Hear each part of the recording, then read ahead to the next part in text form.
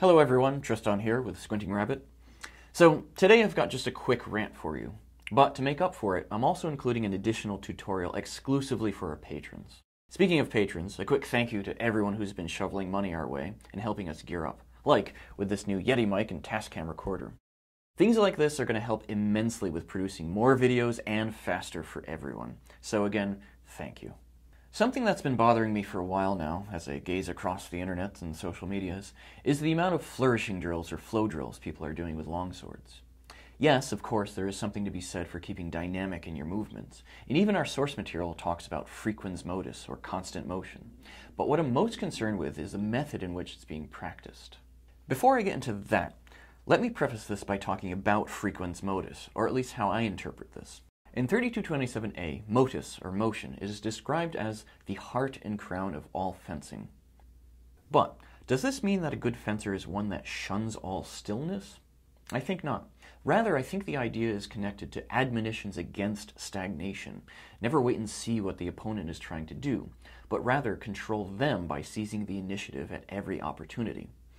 Does this have to involve always being in motion physically? I don't think that it does, or certainly not in the ways that I've seen practiced. There are two main ideas that I want to touch on to begin improving the manner in which these flow drills are being practiced. 1. Begin by making things large. Large cuts are much more effective, not only just if they achieve their target, but in terms of selling the threat. That is to say, if the opponent doesn't believe in what you're doing, there's less of a chance that they'll respond to that threat. And I also mean large in terms of not affecting every strike just by twisting the hands around. Not only will that result in relatively weaker strikes, weaker bind work, weaker everything, but this is also more dangerous for the hands and forearms themselves, since they remain projected out in front of the body, even as the sword loops around. This is a perfect opportunity for slicings and hand pressings. Instead, lengthen the radius of your weapon and keep motion centered in the body itself. 2. Practice individual discrete motions. Whether you're doing a combination of 2, 3, 4, or 27 cuts, make sure that you finish one cut before you begin the next. Now that more and more people are incorporating test cutting into their practice, the importance of this should be much more evident. If you're already thinking about what you're doing next, chances are you're going to screw up what you're doing now.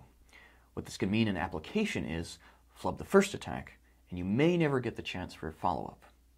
Flow drills are indeed about remaining in motion, but the practice of flow drills should ensure that every individual motion is actually effective. Otherwise, it just becomes an exercise in wasting energy and missing opportunities. I hope these simple ideas help with whatever drills you practice regularly. Also, as promised, follow the link below to access a small tutorial on one of the Frequens Motus drills that I teach. While the cutting pattern here is quite simple, more importantly, I also explain how it ought to be practiced and what can be learned from it. In the meantime, don't forget to hit that subscribe button, and as always, thanks for watching.